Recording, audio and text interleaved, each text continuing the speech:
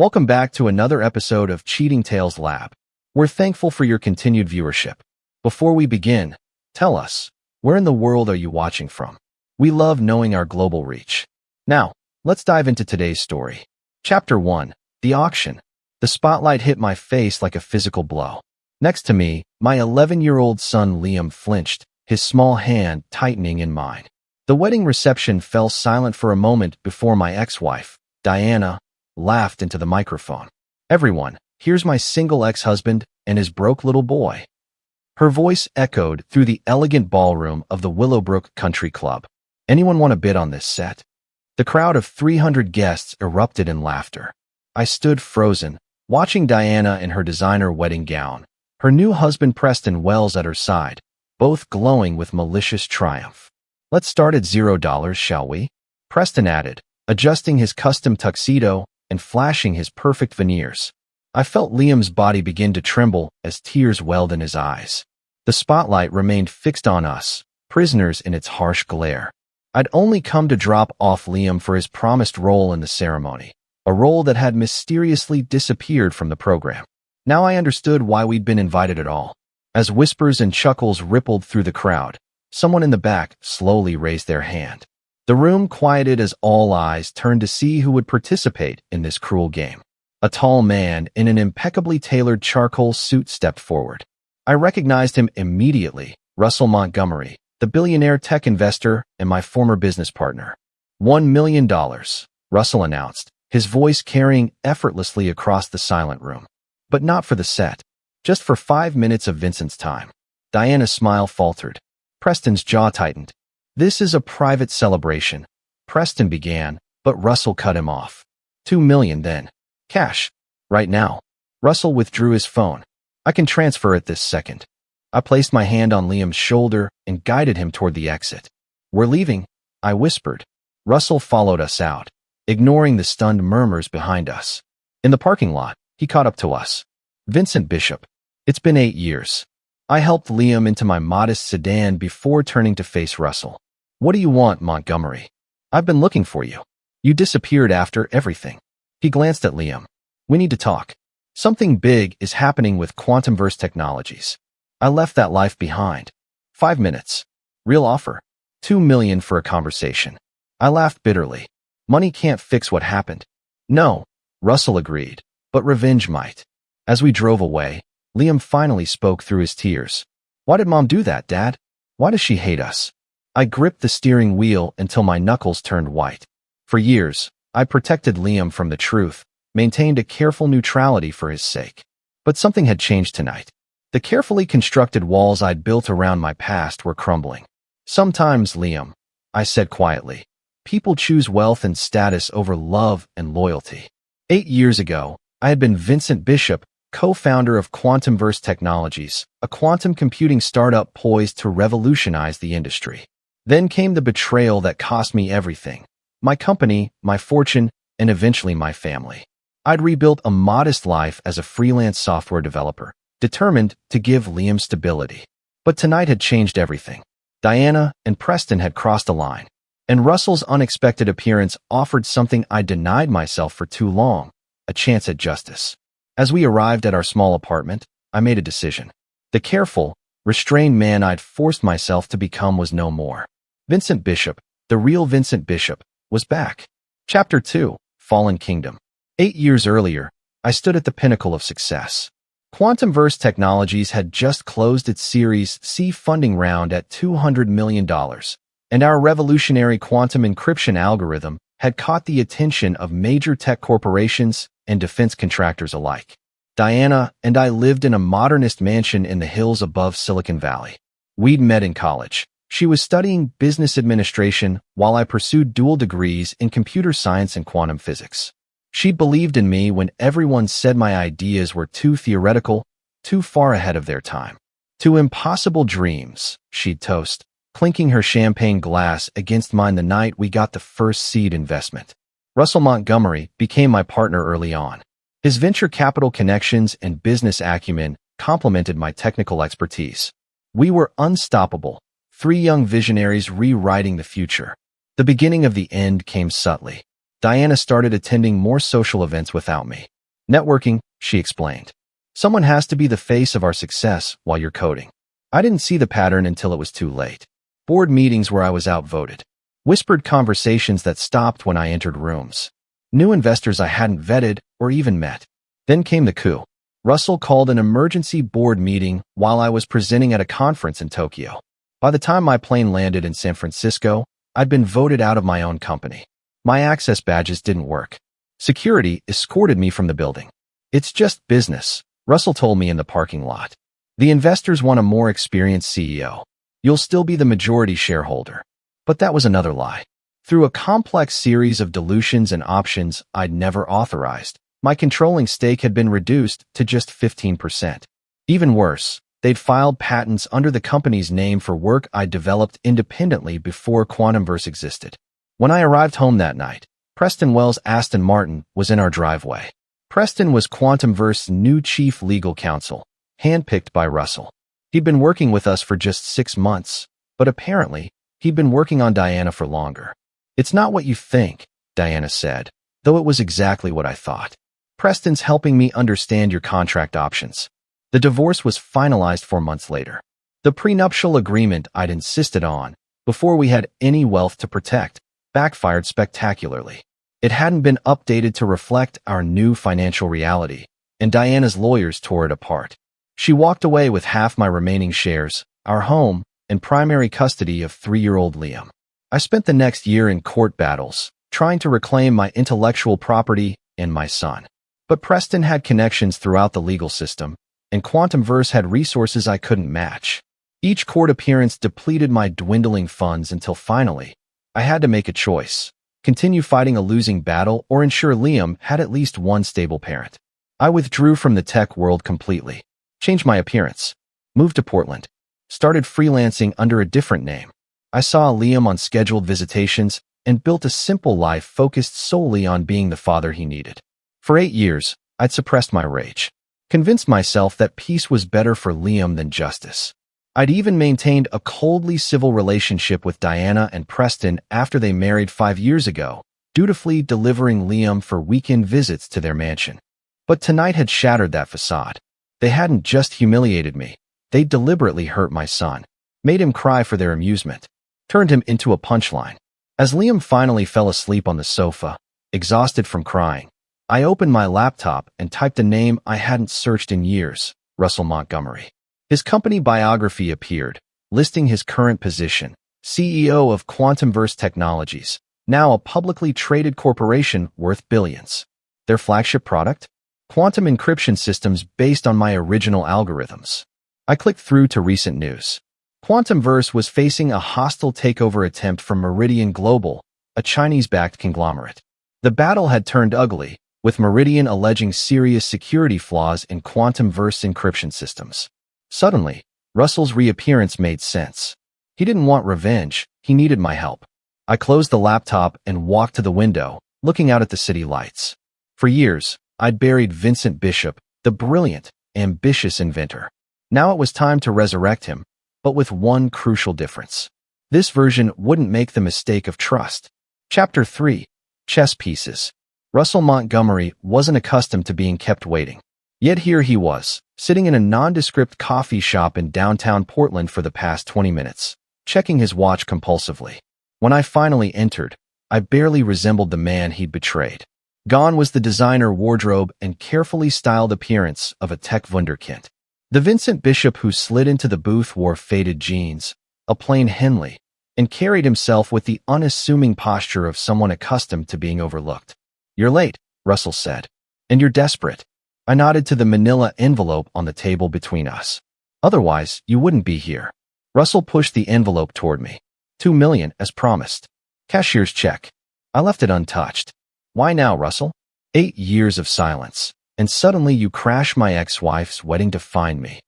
His expensive suit couldn't hide the exhaustion etched into his face. Quantumverse is in trouble. Meridian Global found vulnerabilities in our encryption. Their engineers claim the algorithms were improperly implemented. They were, I replied calmly, watching his expression shift. The versions you're using are incomplete. I designed fail-safes into my original work that weren't in the code you stole. Russell leaned forward. We didn't steal anything. You signed contracts. Save it for the shareholders, I interrupted. What exactly do you want from me? Consultation. Fix the vulnerabilities before Meridian uses them to tank our stock price further. The board will approve any compensation package you name. I finally picked up the envelope, opened it, and verified the check. This gets you 1 hour today. After that, my rate is $5 million per week, paid in advance, non-refundable. Russell's jaw tightened. That's extortion. No, I said, tucking the check into my jacket. It's the friend discount. Meridian would pay 10 times that for what I know. The threat hung between us. Russell had built his empire on my stolen work I could now dismantle with a single phone call. Fine, he said finally. But I need a guarantee you'll actually help, not sabotage us. You'll have to trust me, I replied with a smile that didn't reach my eyes. The way I trusted you. After Russell left to make arrangements, I called my neighbor, Mrs. Abernathy, to ask if Liam could stay with her for a few hours. Then I drove to the bank, deposited Russell's check, and made 3 phone calls I'd rehearsed all morning. The first was to Naomi Fletcher, my former attorney who'd lost her practice fighting Quantumverse legal team. She now worked as a paralegal in a small firm, her career as derailed as mine. Vincent, she answered, disbelief in her voice. Is it really you? I need your help, Naomi. It involves Russell Montgomery and Quantumverse. Her laugh was bitter. I can't afford to go another round with them. You won't have to. I've got funding this time. $2 million to start. The silence stretched before she responded. What's the plan? Justice, I said simply. Are you in? Her answer came without hesitation. When do we start? My second call went to Derek Sullivan, once my lead developer at Quantumverse. After the takeover, he'd been gradually sidelined until he quit. His brilliant mind was now wasted coding shopping apps for a mid-sized tech firm. Bishop? Man, I figured you were dead or in Tibet becoming a monk or something. Neither. I'm putting together a team. Interested? Depends, he said cautiously. What's the project? Finishing what we started at Quantumverse. Proper implementation of the original algorithms. His voice dropped to a whisper. Those bastards are still using your crippled code? After all this time? Apparently. And now they're paying me to fix it. Derek's laugh echoed through the phone. Oh, that's beautiful. Count me in. My final call was the riskiest. Mitchell Grayson, Diana's father. Once my most ardent supporter, he distanced himself during the divorce, unwilling to choose sides between his daughter and the son-in-law he'd once treated like his own child. Vincent. His voice was guarded when he answered. This is unexpected. I was at Diana's wedding last night, I said, cutting straight to the point. Did she tell you what happened? The long pause told me everything. She mentioned there was an incident. She and Preston publicly humiliated your grandson, made him cry for entertainment. Mitchell's breathing changed. Despite their estrangement, I knew he adored Liam. Explain. I recounted the evening's events exactly as they'd occurred. When I finished, Mitchell's voice had acquired the cold, precise tone I remembered from his days as a venture capitalist. What do you need from me? Information, I replied. About Preston's finances, his clients, his vulnerabilities. You're planning something. Yes. Another long pause. Diana is still my daughter. And Liam is your grandson. I'm not asking you to choose sides. I'm asking if you want to protect him. His sigh was heavy with resignation. Give me 3 days. As I hung up, I accessed an email account I hadn't used in years and composed a message to a very specific recipient. The subject line read, regarding Quantumverse encryption vulnerabilities. The chess pieces were moving into position. Chapter 4, Trojan Code. Quantumverse Technologies headquarters had changed since I'd last walked its halls. The modest building where we'd started had been replaced by a gleaming 40-story tower in downtown San Francisco, with QV emblazoned in glowing blue letters visible for miles. Security was tight. I surrendered my phone, submitted to a biometric scan, and signed multiple NDAs before being escorted to the executive floor. Russell was waiting in the boardroom, along with Preston Wells and 3 people I didn't recognize. Preston's smile vanished when he saw me. What is he doing here? Russell kept his expression neutral. Vincent is consulting on the Meridian situation. Are you insane? Preston's face flushed. After that stunt at the wedding? That stunt, Russell replied coldly, was your doing, not his. And right now, We need him more than he needs us. Preston's jaw worked silently before he gathered his papers. I'll need to review any agreements before he touches our systems. Already handled, Russell said, sliding a thick contract across the table. Board approved this morning. As Preston scanned the document, his face paled. 10 million? For 2 weeks of work? This is non-negotiable. I interrupted, meeting his gaze directly for the first time. Consider it hazard pay for having to breathe the same air as you. The others in the room shifted uncomfortably. Russell made swift introductions. The current CTO, head of security, and lead quantum engineer. None had been with the company when I founded it. Let's get to work, I said, turning to the whiteboard. Show me where things stand.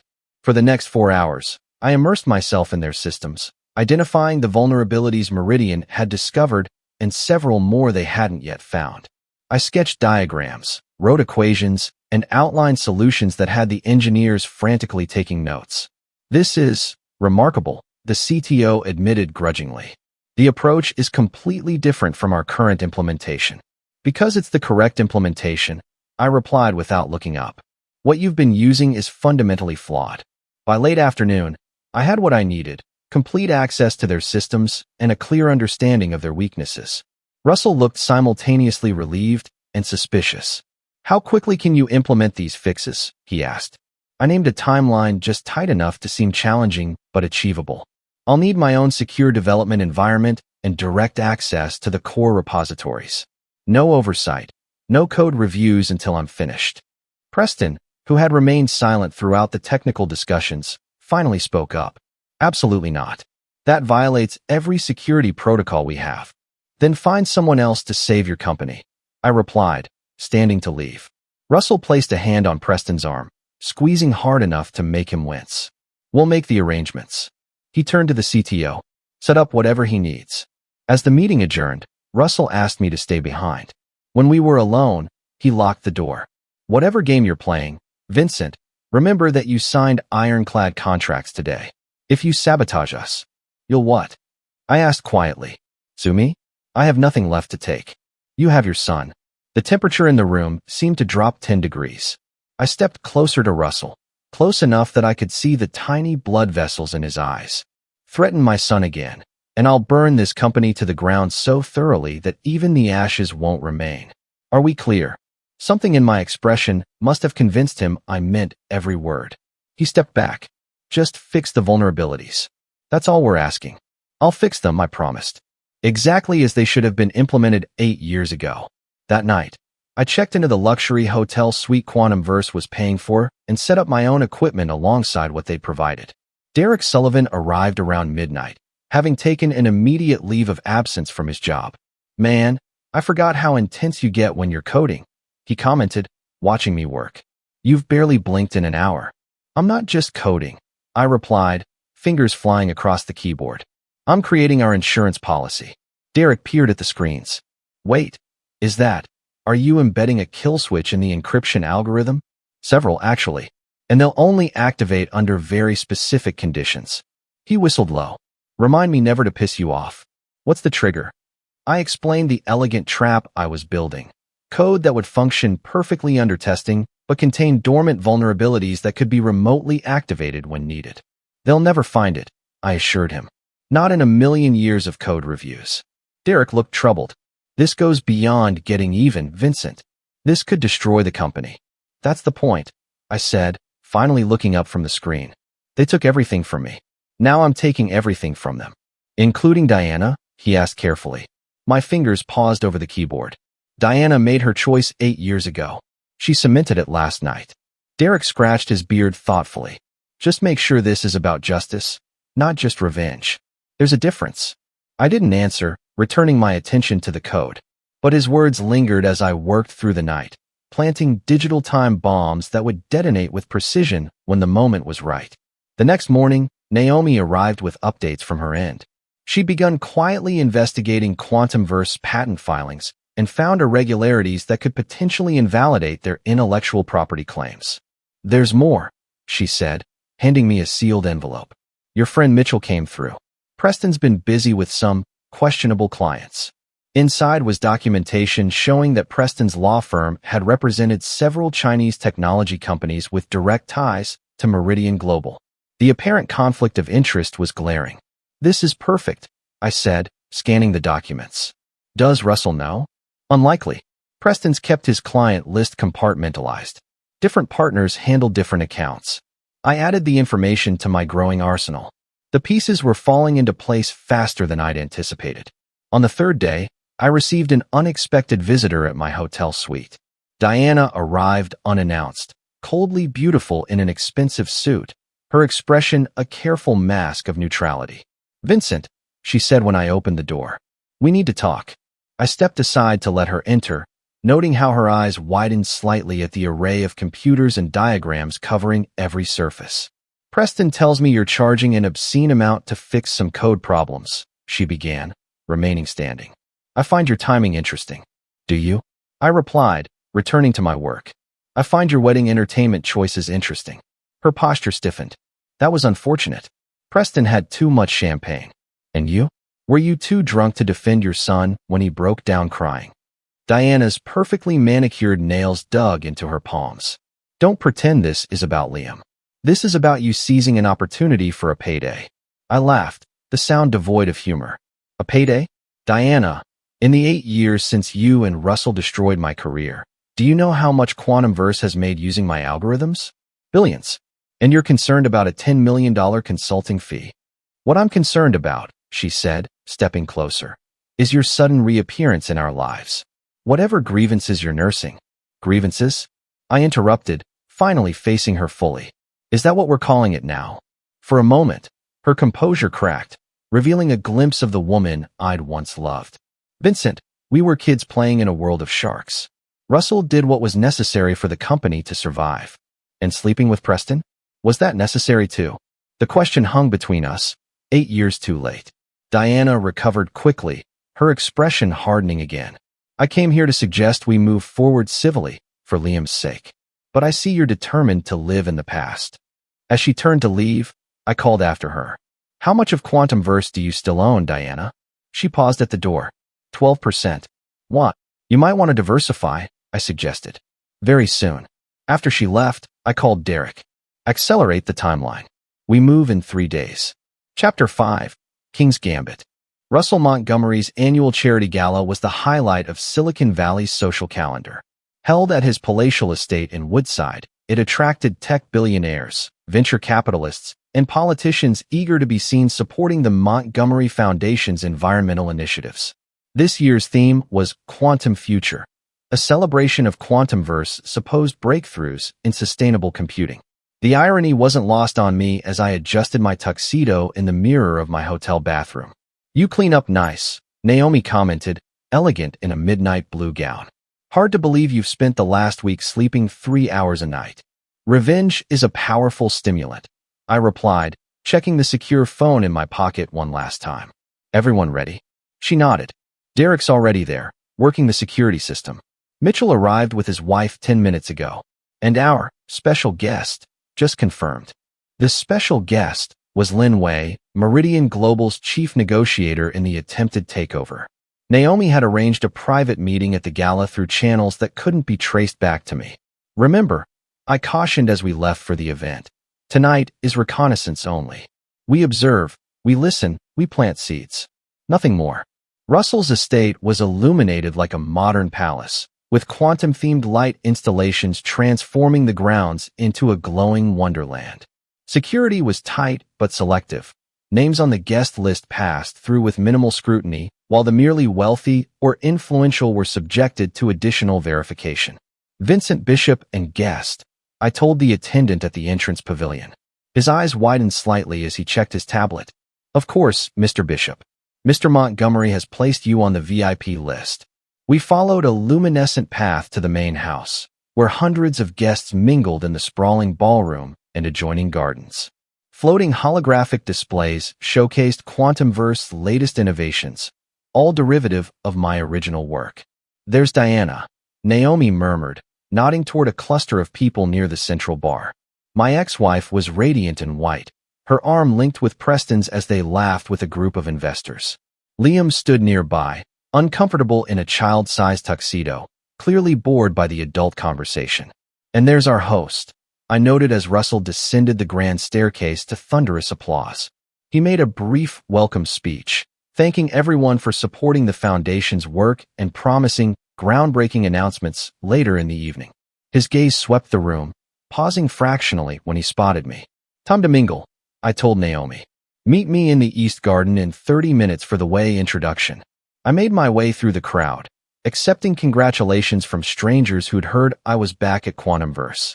Many were former colleagues who'd prospered in my absence, their initial discomfort at seeing me quickly replaced by curiosity about my sudden return. Dad, Liam broke away from Diana's group, weaving through the crowd to reach me. I knelt to embrace him, inhaling the scent of the expensive cologne someone had inappropriately daubed on my 11-year-old. Hey, buddy, you look very sharp. He grimaced. I hate this monkey suit. Mom says I have to wear it until 9, then I can go to the kids' room upstairs. Over his shoulder, I saw Diana watching us, her expression unreadable. Preston was deep in conversation with someone I recognized as a senior Defense Department official. How about we get some food? I suggested. Those mini pizzas look pretty good. As Liam and I navigated the buffet, I spotted Mitchell Grayson observing us from across the room. He raised his champagne glass slightly, our prearranged signal that Preston had taken the bait. Right on cue, my phone vibrated with a text from Derek, security cameras looping in the study. You have 10 minutes. Liam, I need to step away for just a few minutes, I told my son. Important grown-up business. Will you be okay? He nodded, mouth full of pizza. Mom said I could play games on her iPad after I finish eating. I ruffled his hair and made my way toward the mansion's east wing, careful to appear unhurried. The study was locked, but the keycard Derek had programmed worked perfectly.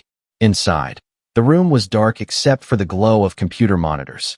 I inserted a specialized drive into Preston's computer and initiated the download. While it worked, I photographed documents from his desk with my phone. The drive beeped softly when it finished, and I pocketed it just as the door opened. I thought I might find you here, Russell said, closing the door behind him. Old habits die hard, don't they? I kept my expression neutral, just looking for a quiet place to take a call. The ballroom's a bit loud. In my private study, behind a locked door, he stepped closer. What are you really doing, Vincent? The same thing you're doing, Russell. Protecting my interests. His laugh was genuine. God, I've missed your directness. Everyone else in this industry is so careful. Careful gets you nowhere in quantum computing. True. He leaned against the desk. That's why I knew I needed you back. The work you've done this week, it's brilliant. Beyond what anyone else at Quantumverse could have accomplished. Because they're working with fragments, I replied. Pieces of a whole they don't understand. Russell studied me for a long moment. You know, I've thought about reaching out to you for years. The way things ended. Don't, I interrupted. Don't pretend you have regrets. But I do, he insisted. Not about the business decisions, those were necessary. But about how it affected you personally. Diana. Liam. My hands itched to grab him by the throat, but I maintained my composure. Water under the bridge. I'm here now, doing what you're paying me to do. And what about after? He asked. When the Meridian threat is neutralized, would you consider coming back permanently? As Chief Innovation Officer, perhaps? The offer took me by surprise. Why would you want that? Because you're still the best, he said simply. And I'm tired of fighting old battles. Aren't you? Before I could answer, the door opened again. Preston stood in the doorway, his expression darkening when he saw us. There you are, he said to Russell. The defense secretary's waiting to speak with you. Russell nodded. We'll continue this conversation later, Vincent. After they left, I waited 30 seconds before exiting the study. In the East Garden, Naomi was already seated with Lin Wei, a shrewd-looking woman in her 50s whose severe black dress contrasted with the colorful attire of the other guests. Mr. Bishop, Wei greeted me in lightly accented English. Your attorney says you have information that might interest Meridian. I sat across from her. I understand your takeover attempt has stalled. Temporarily. Her smile was razor-thin. Quantumverse stock has stabilized since your return was announced. What if I told you that stabilization is based on a false premise? Wei's eyes narrowed. Explain. I outlined the vulnerabilities in Quantumverse encryption, not the ones I'd been hired to fix, but deeper, more fundamental flaws that would persist regardless of my patches. I can provide documentation, I concluded. Proof that their core technology has been compromised for years. And why would you betray your own company? She asked bluntly. It's not my company. Not anymore. I leaned forward. I want what you want. Quantumverse broken apart and sold in pieces. Wei considered this. Such information would be valuable. What is your price? Not money, I replied. I want 3 things. First, when you acquire Quantumverse, you restore my original patents to me. Second, you guarantee positions for a list of former employees who were unfairly pushed out. And third, you ensure that Russell Montgomery and Preston Wells are completely removed from the industry. Permanently. She studied me for a long moment. You've thought this through carefully. For 8 years. Wei nodded once. Send the proof. If it's as significant as you claim, we have a deal. As she left, Naomi touched my arm. Vincent, are you sure about this? Once we send that documentation, there's no going back. I passed the point of no return the moment I walked into Quantumverse offices. I replied. Everything since has been inevitable. The evening's formalities were beginning. Guests gathered in the ballroom as Russell took the stage to make his promised announcements. Diana and Preston stood nearby, the picture of corporate royalty. Ladies and gentlemen, Russell began. Tonight marks a new chapter for Quantumverse Technologies. I'm proud to announce our latest breakthrough, quantum encryption so secure it will revolutionize global data protection.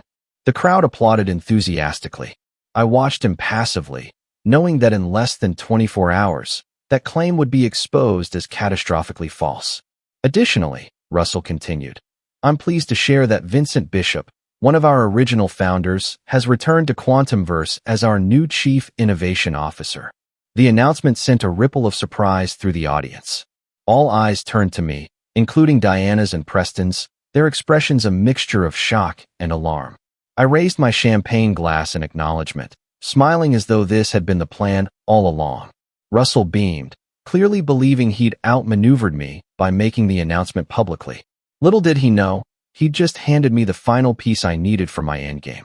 Chapter 6, Sacrificial Pawns. The morning after the gala, Quantumverse stock opened 10 points higher. Financial analysts attributed the surge to my return and Russell's announcement of breakthrough encryption technology. By noon, the company's market cap had increased by nearly $3 billion. I watched the ticker symbols scroll across my hotel room's television as I finalized my code implementation. Derek paced nervously, glancing repeatedly at his watch. Wei should have received the documentation an hour ago, he said. Why hasn't she made a move? Patience, I replied, not looking up from my screen. She's verifying everything first. Standard corporate due diligence. Naomi entered with coffee and pastries. Mitchell called. Preston's in damage control mode, trying to figure out how Russell could announce your appointment without board approval. Let them fight, I said, accepting a cup. It works to our advantage. My phone rang, Russell Montgomery. I put it on speaker. The board is in an uproar, he began without preamble. Preston's threatening legal action over last night's announcement. I'm devastated, I replied dryly. This isn't a joke, Vincent. I need you at headquarters immediately to finalize your contract before Preston convinces them to rescind the offer. I glanced at Derek, who gave me a thumbs up. The code was ready. I'll be there in an hour, I told Russell. And Russell? Tell Diana to be there too. Diana? What? Because as a significant shareholder, she should be part of this discussion. Don't you agree? His hesitation spoke volumes. Fine. 1 hour. After hanging up, I turned to Naomi. Time for phase 2. Is everything in place? She nodded. The SEC filing is prepared. Anonymous whistleblower protocol, as we discussed. I verified the account routing for the funds transfer. Good. I closed my laptop and stood. Derek, upload the final code package to Quantumverse repository. Make sure it passes all their automated testing. Derek looked troubled. Vincent, once this goes live. I know, I interrupted. No turning back. The drive to Quantumverse headquarters gave me time to center myself. For 8 years, I'd suppressed the part of me that demanded justice. Now that part was in control, calculating, and merciless. Security met me in the lobby, escorting me directly to the executive floor where Russell waited with Diana and Preston. The tension in the room was palpable. This is irregular. Preston began immediately. A C-suite appointment requires full board approval, which wasn't obtained. A technicality, Russell waved dismissively. The executive committee has provisional authority. Not for this. Preston threw a folder on the table. And particularly not for someone with Vincent's history. Diana remained silent, watching me with wary eyes. I smiled pleasantly. My history? You mean as the original creator of the technology that made all of you wealthy? That history, your technology, Preston emphasized, which you contractually signed over to the company. Under duress and through fraudulent misrepresentation, I countered. But that's ancient history. We're here to discuss the future. Russell tried to regain control of the meeting.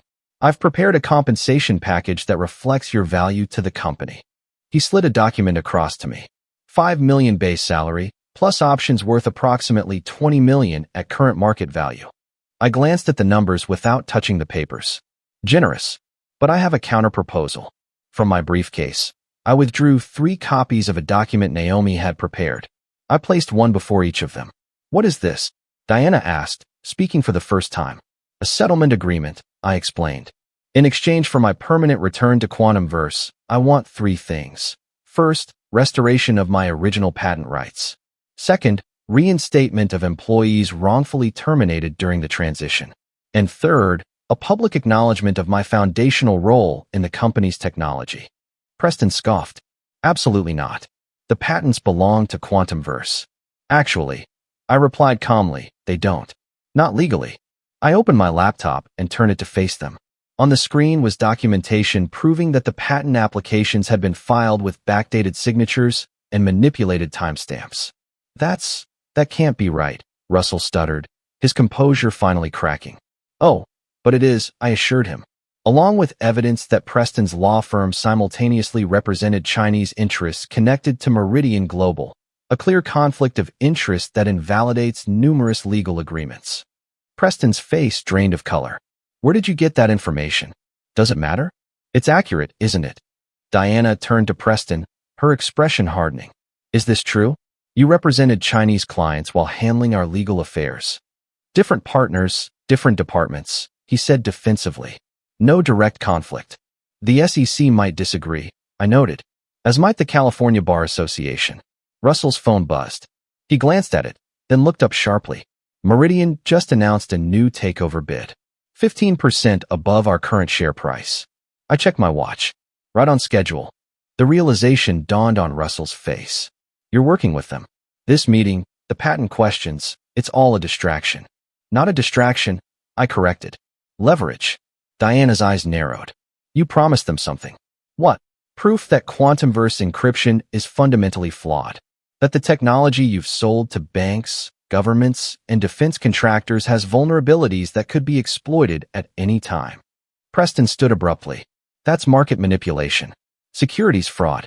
We'll have you arrested. For what? I asked innocently. Providing factual information about faulty products?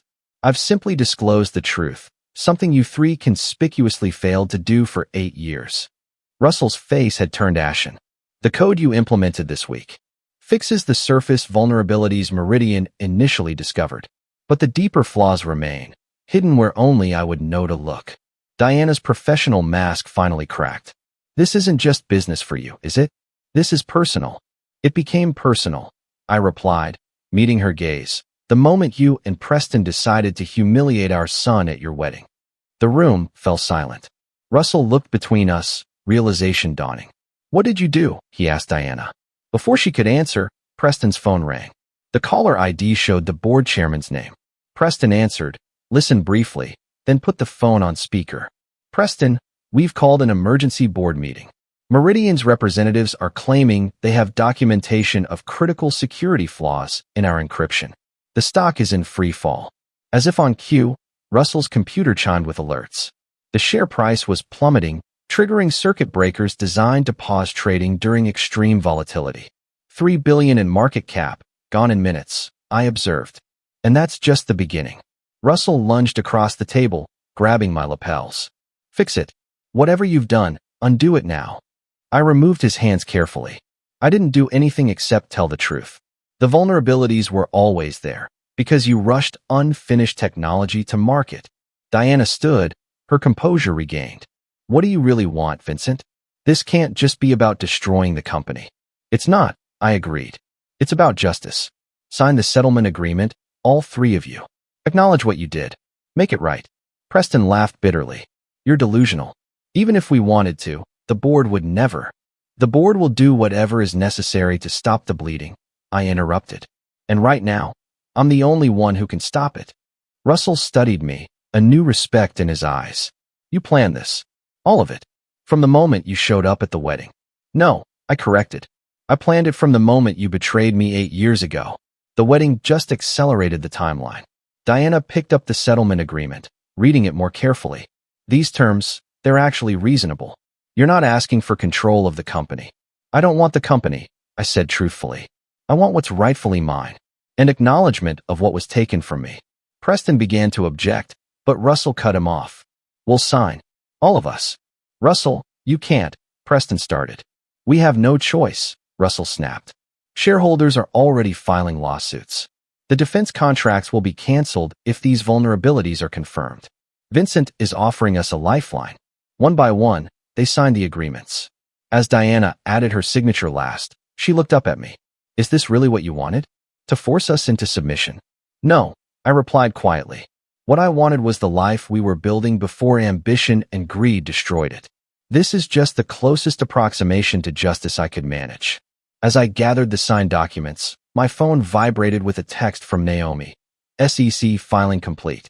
Funds transferred. Now, I said, returning the phone to my pocket. I'll need full system access to begin addressing the vulnerabilities before Meridian can exploit them further. Russell made the arrangements immediately. Within an hour, I was set up in a secure development environment, Derek at my side as we implemented the genuine fixes to the encryption algorithms. You did it, Derek murmured as we worked. You actually brought them to their knees. Not yet, I replied, fingers flying across the keyboard. This is just the beginning. Chapter 7. Calculated Collapse. For 3 days, I worked almost continuously, sleeping only when absolutely necessary. Derek and I systematically corrected the flaws in quantumverse encryption, implementing the algorithms as they should have been from the beginning. Russell hovered anxiously, watching the stock price stabilize as word spread that I was personally addressing the security concerns.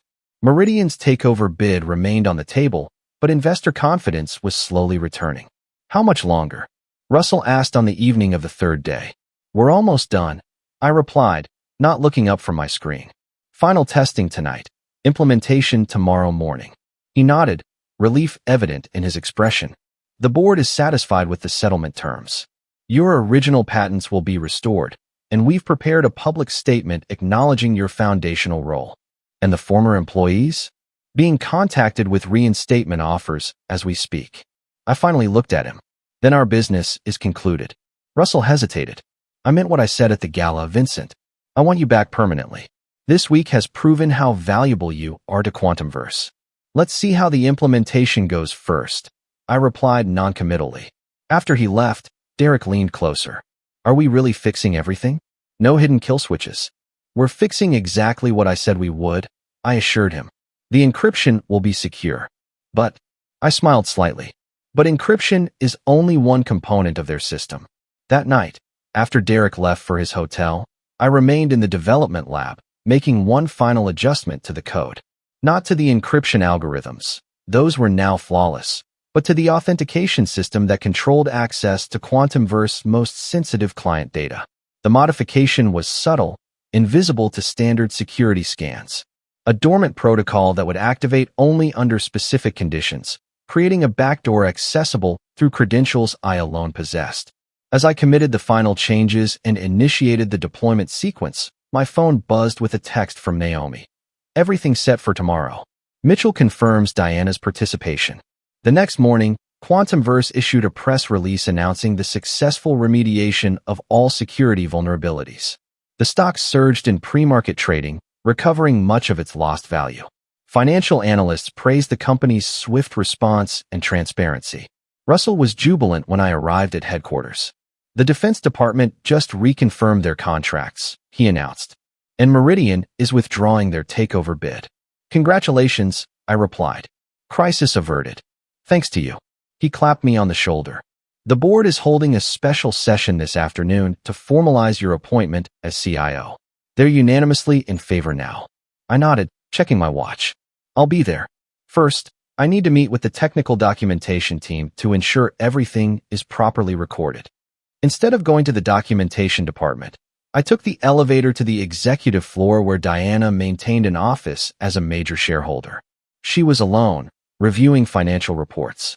"Vincent," she greeted me coolly. "Russell tells me you've saved the company." "For now," I replied, taking a seat across from her. She studied me with the calculating gaze I remembered from our marriage. "You could have destroyed us completely. Why didn't you? Would you believe me if I said it wasn't my goal?" "Honestly, no." She set down her pen. "You've changed, Vincent. There's a hardness to you now. 8 years of watching others profit from my work while I struggled to rebuild a life for Liam and myself will do that." Diana's expression softened slightly. "About the wedding, I should have stopped it. What Preston did was cruel and unnecessary." "Yes, it was." I met her gaze directly. "Which is why I'm here. Not just for myself, but for Liam." "What does that mean?" "It means I'm petitioning for full custody." The color drained from her face. "You can't be serious." "Completely." I placed a folder on her desk. "Mitchell has agreed to testify about the wedding incident and other instances of emotional harm, plus documentation of Preston's increasingly erratic behavior around Liam." "My father," Diana whispered, betrayal evident in her voice. "He's supporting you in this?" "He's supporting what's best for his grandson," I corrected. "Which, increasingly, isn't life with you and Preston." She opened the folder with trembling hands, scanning the affidavits and legal documentation Naomi had prepared. "This would never hold up in court." "It doesn't need to," I replied calmly. "Because you're going to agree to it voluntarily." Diana laughed bitterly. "Why would I ever do that?" "Because at 3 o'clock this afternoon, Quantumverse will announce my appointment as Chief Innovation Officer. By 3:15, anonymous evidence will be presented to the board revealing that you and Preston have been secretly selling technical data to Meridian Global for years." Her laughter died instantly. "That's a lie." "Is it?" I withdrew my phone and played a recording. Preston's voice discussing proprietary information with someone whose accent was unmistakably Chinese. "This is from his computer. There's more, much more, all pointing to both of you." "You fabricated this," she accused, but uncertainty had crept into her voice. "The evidence is compelling enough that the board will have no choice but to order an investigation. Your shares will be frozen. Preston's law license will be suspended pending criminal charges. And in the midst of that chaos, how much attention do you think either of you will be able to give Liam?" Diana's professional facade crumbled entirely. "You wouldn't do this. Not to Liam." "I'm doing it for Liam," I corrected gently. "He deserves a stable home with a parent who puts his needs first. Always." She stared at the custody agreement for a long moment. "And if I sign, the evidence never surfaces. You and Preston remain wealthy, respected members of society. You'll have generous visitation rights with Liam. Everyone wins. Except me," she whispered. "I lose my son. The way I lost my company," I replied. "The difference is, you'll still see him." I was shut out completely. Diana picked up her pen, hesitated, then signed the agreement with a shaking hand. "I do love him, Vincent. Despite what you might think." "I know you do," I said, taking the signed document. "Just not enough to choose him over everything else." As I stood to leave, she asked, "Was any of it real?" "Us." I paused at the door. "Yes." Until it wasn't. The board meeting was scheduled for 3 p.m. At 2:45, I met Russell in his office to review the announcement protocols. "The stock's up 15 points today," he reported happily. "The financial press is calling it the comeback of the decade." "For now," I agreed, accepting the glass of scotch he offered. Russell raised his own glass. "To second chances." I clinked glasses but didn't drink. "Before we go in there, I need to know something. 8 years ago, when you forced me out, was it just business? Or was it personal too?" His smile faltered slightly. "Does it matter now?" "It matters to me." Russell sighed, setting down his glass. "It was business, initially. The investors wanted someone with more experience, someone they understood. You were too brilliant, too unpredictable." He paused. "But then it became personal when you wouldn't accept the change gracefully. When you fought back." "And Diana? Was that your idea too?" His expression hardened. Diana made her own choices. She saw which way the wind was blowing and adjusted her sails accordingly. Like you're doing now, I observed. When Meridian threatened, you suddenly remembered my value. That's how business works, Vincent. Surely you understand that by now. I nodded slowly. I do. Better than you know. My phone buzzed, a text from Derek, package delivered. System primed. Russell glanced at his watch. We should head in. The board's waiting. As we walked toward the boardroom, I made a slight detour.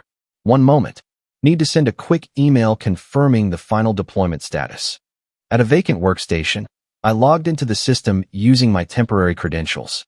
With Russell waiting impatiently nearby, I entered a seemingly innocuous command that activated the dormant protocol I'd embedded the night before. Across Quantumverse Global Network, authentication systems began quietly logging user activities, collecting them in a secure server only I could access. Not encryption vulnerabilities this time, but evidence of what the company's technology had really been used for over the years. All set, I told Russell, rejoining him. The boardroom was filled with expectant faces, Quantumverse directors, major investors, and executive team. Preston sat at the far end, his expression carefully neutral. Diana was noticeably absent. Russell made a brief introduction, praising my contributions and emphasizing the importance of my return to the company's future. The board chairman formally offered me the position of Chief Innovation Officer, with all the accompanying compensation and authority. I accepted the offer with appropriate gratitude, shaking hands and accepting congratulations. For all appearances, the prodigal son had returned, forgiveness granted on all sides. As the meeting concluded, my phone vibrated with an incoming call, the secure line I'd established with Naomi. I excused myself to take it in the hallway. It's done, she reported. The custody agreement has been filed with the court. Diana didn't contest any of the terms. And the other matter?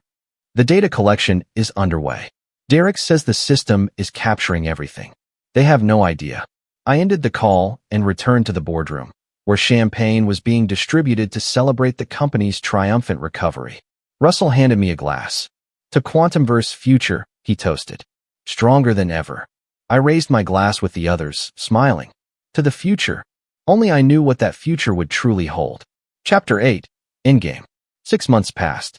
My return to Quantumverse transformed the company's fortunes.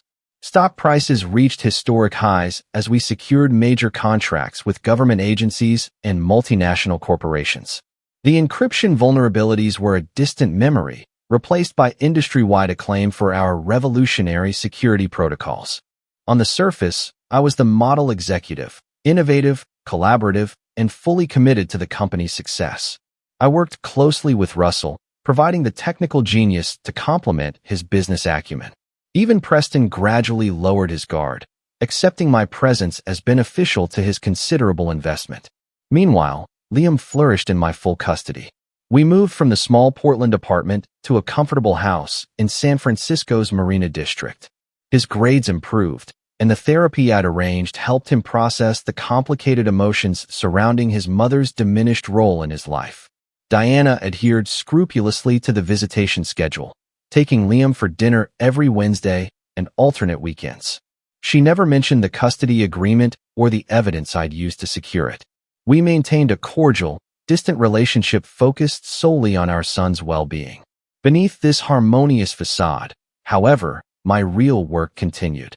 Each night, after Liam was asleep, I reviewed the data captured by my hidden protocol. The authentication logs revealed a disturbing pattern. Quantumverse encryption technology wasn't just being used to protect sensitive information, it was being weaponized.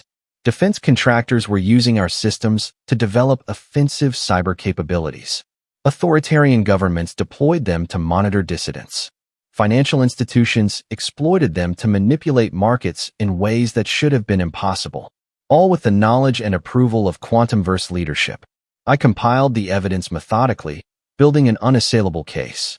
Derek helped analyze the technical aspects, while Naomi prepared legal documentation that would withstand the most rigorous scrutiny. This is bigger than revenge now, Derek observed one evening as we reviewed the latest findings. This is about preventing genuine harm. It was always about both, I replied. On the anniversary of my return to Quantumverse, Russell hosted a celebration at his estate, smaller and more intimate than the previous year's gala. Only key executives and major shareholders were invited, along with select government officials and investment partners. Diana attended with Preston, both making visible efforts to be pleasant. Liam was there too, proudly showing off the quantum computing project he'd developed for his school's science fair. "He's your son through and through," Diana commented as we watched him explain the principles to an impressed Pentagon official. "All that brilliant potential. He's his own person," I corrected gently. "Better than either of us." The evening progressed with speeches and toasts celebrating Quantumverse's most successful year ever. Russell was particularly effusive in his praise of my contributions, raising his glass to the partnership that should never have been broken. As dessert was served, I excused myself to make a phone call.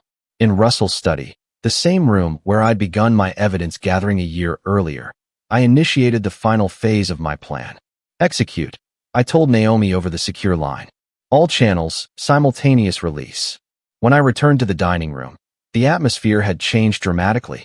Guests were checking their phones, expressions shifting from confusion to concern. Russell was huddled with Preston, both men looking increasingly agitated. "What's happening?" I asked innocently. Russell glanced up, momentary suspicion crossing his face before he masked it. "Some sort of news breaking about Quantumverse. Probably just another hit piece from our competitors." But it wasn't.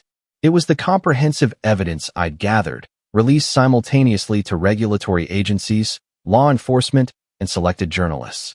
Every misuse of the technology, every ethical breach, every legal violation, documented in irrefutable detail. Within minutes, Russell's security chief entered and whispered urgently in his ear. Russell's face went ashen. "Ladies and gentlemen," he announced, his voice strained, "I'm afraid we need to cut the evening short. A situation requires my immediate attention." As guests began to leave, I collected Liam and prepared to depart. Russell caught my arm at the door. "Did you know about this?" he demanded, showing me his phone screen. "A breaking news alert about Quantumverse alleged misconduct." "I just saw it," I replied calmly. "Concerning, if true." His eyes narrowed. "If I find out you had anything to do with this, you'll what?" I asked quietly. "Force me out again? Take everything from me?" "We both know how that ends." I left him standing in the doorway, the realization slowly dawning in his eyes. The next morning, federal agents raided Quantumverse headquarters. Russell, Preston, and several other executives were taken in for questioning. Trading of the company's stock was suspended indefinitely. Diana called, frantic. "What's happening?" "Preston was arrested at our home an hour ago." "Justice," I replied simply. "This is your doing," she whispered, realization dawning. "The evidence they're talking about on the news, you gathered it. I merely exposed the truth. The actions were theirs." Her voice hardened. "You've destroyed everything." "Again." "No, Diana. I've held people accountable. There's a difference." Later that day, I received a visitor at my home, Mitchell Grayson. He looked older than his 65 years, the events of the past day having taken their toll. "You never told me this was your plan," he said as we sat in my living room. "Using me to get custody of Liam was one thing. But this, would you have helped if you'd known?" I asked. He considered this. "No, probably not. That's why I didn't tell you." Mitchell sighed heavily. "Diana's assets are frozen. Preston's facing multiple federal charges. Their lives are effectively over." "Their professional lives," I corrected. "They're both intelligent, resourceful people. They'll adapt." "The way you adapted?" he asked pointedly. I didn't answer directly. Diana will always be Liam's mother. That won't change. But now she'll have to decide what matters most to her, pursuing wealth and status, or rebuilding a genuine relationship with her son. "And you?" Mitchell studied me carefully. "What happens to Vincent Bishop now that his revenge is complete?" It was a question I'd been asking myself for months. The dormant parts of me, the inventor, the dreamer, the builder, were stirring again, no longer overshadowed by the need for justice. "I move forward," I said finally. "I create something new." 3 days later, as the Quantumverse scandal dominated global headlines, I announced the formation of Bishop Innovations, a technology incubator dedicated to ethical applications of quantum computing.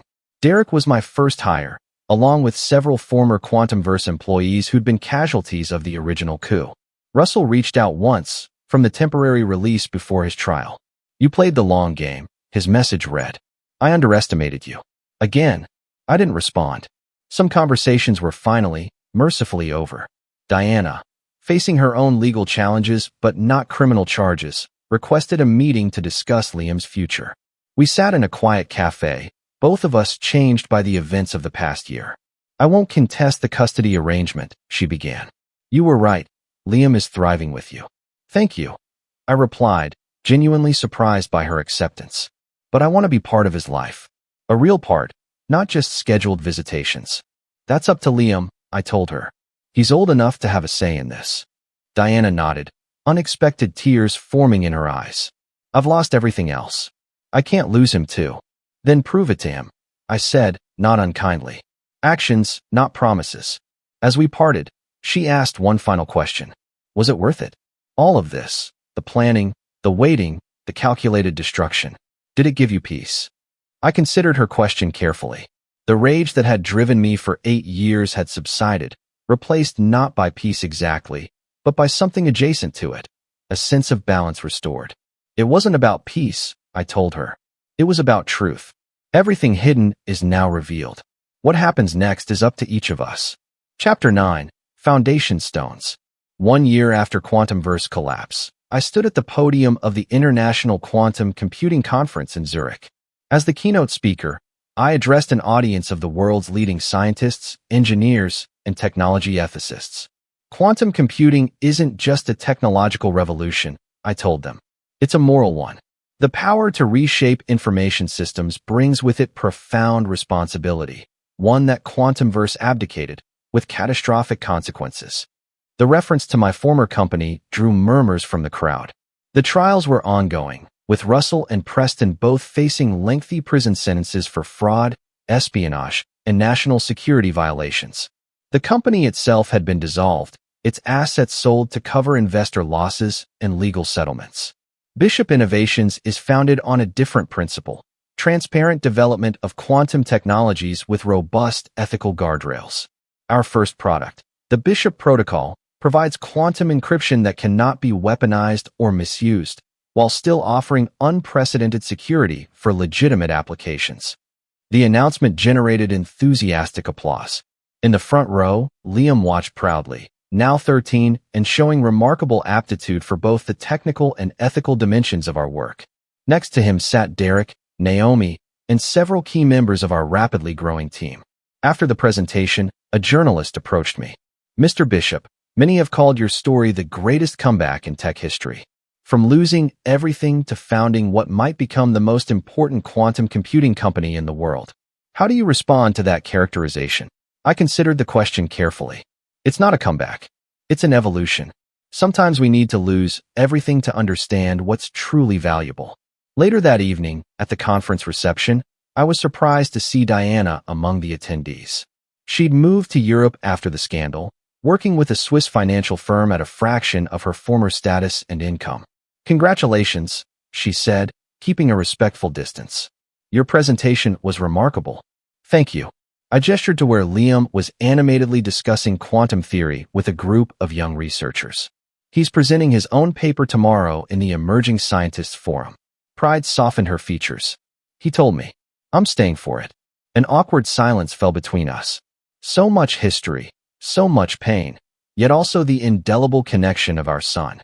Vincent, she said finally, I've been thinking about what you said a year ago, about truth and what comes next. And I'm trying to build something new too. Something honest. She hesitated. I'll never be the mother Liam deserves, but I'm working to be better than I was. I nodded, acknowledging her effort without offering easy absolution. That's all any of us can do.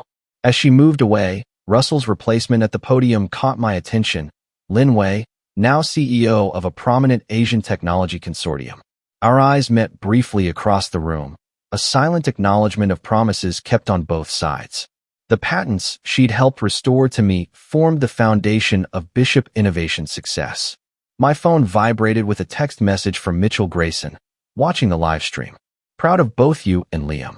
You've built something remarkable from the ashes. As I composed a reply, I reflected on the journey of the past decade. The betrayal that had nearly destroyed me had ultimately forced me to rebuild, not just my career or my finances, but myself. The ruthlessness that drove my revenge had been channeled into something constructive, though I harbored no illusions about forgiveness or redemption. Russell and Preston would serve their sentences. Diana would continue her tentative efforts to reform. The past couldn't be changed or erased, only acknowledged and incorporated into a new foundation. That night, Liam and I walked along Zurich's lakefront, discussing his presentation for the following day. "Dad," he asked suddenly, "are you still angry about what happened with Mom and Quantumverse?" I considered deflecting the question, but decided my son deserved honesty. "Not angry exactly, but I haven't forgotten, and I haven't forgiven." He nodded thoughtfully. "Is that why you built that backdoor into the Bishop Protocol? So no one could ever use it against you again?" I stopped walking, surprised by his perception. "You noticed that?" Liam smiled, my smile, in a younger face. "I am your son." "Yes," I admitted. "Trust needs verification. Always. But you trust me," he said. It wasn't a question. "Completely," I assured him. "You're the one person I've never doubted." We continued walking, the lights of the city reflected in the dark water. The boy who had once cried in a spotlight had grown into a young man of exceptional promise. My revenge had secured his future and restored what was rightfully mine, but it had done something more important too. It had ensured that Liam understood the most valuable lesson I could teach him, that in a world where loyalty was fleeting and trust often misplaced, strength came from clarity of purpose and the willingness to protect what mattered, no matter the cost. "We should head back," I said, checking my watch. "Big day tomorrow." "Dad," Liam asked as we turned toward our hotel, "are you happy now?" The question was simple but profound. Happiness had never been my goal, justice had. But standing here with my son, building something meaningful from the wreckage of betrayal, I felt something that, if not quite happiness, was at least its distant cousin. "I'm content," I told him honestly. And that's enough. It was a new foundation, not built on forgiveness or forgetting, but on the clear-eyed understanding that some debts could never truly be repaid. The ledger had been balanced as much as it ever would be. And in that balance, I had found not peace, but purpose. This is where our story comes to an end. Share your thoughts in the comments section. Thanks for your time. If you enjoy this story, please subscribe to this channel. Click on the video you see on the screen, and I will see you there.